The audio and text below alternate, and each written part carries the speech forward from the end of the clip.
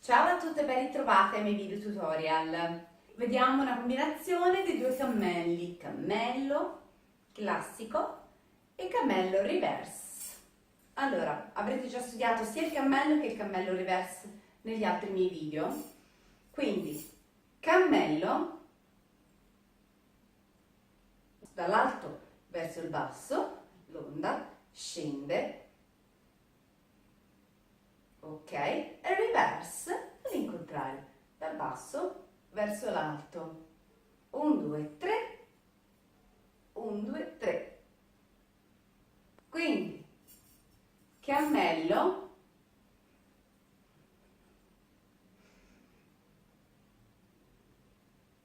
e reverse. Perfetto. A questo punto facciamo insieme i due movimenti. Allora, facciamo prima un cammello normale, poi reverse. 1, 2, 3, 4, 5, 6, 7, 8. 1, 2, 3, 4, 5, 6, 7, 8. 1, 2, 3, 4, 5, 6, 7, 8. 1, 2, 3, 4, 5, 6, 7, 8. Cambiamo gamba, cambiamo lato. Ancora. 1, 2, 3, 4, 5, 6, 7, 8. 1, 3, 4, 5, 6, 7, 8. Vai ancora un'altra volta. 1, 2, 3, 4, 5, 6, 7, 8. Benissimo. Allora, attenzione alla schiena. Ok, fare reverse è un po' fastidioso alla schiena, quindi non esageriamo troppo, non lavoriamoci su troppo tempo.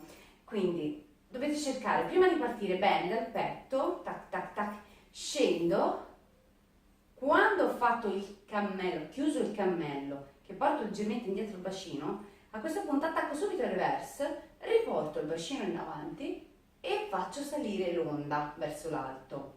1, 2, 3, 4, 5, 6, 7, 8. Di nuovo. 1, 2, 3, 4, 5, 6, 7, 8. Rivediamolo. Sezionato.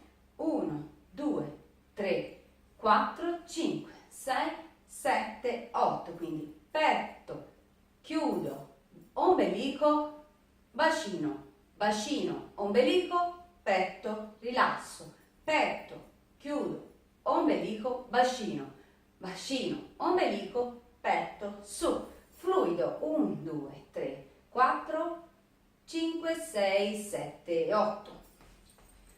1, 2, 3, 4, 5, 6, 7, 8. 1, 2, 3, 4, 5, 6, 7, 8. Perfetto, questa combinazione la potete mettere nelle vostre coreografie, nella vostra danza. Fatene buon uso. Grazie a tutti, alla prossima. Ciao da Jessica.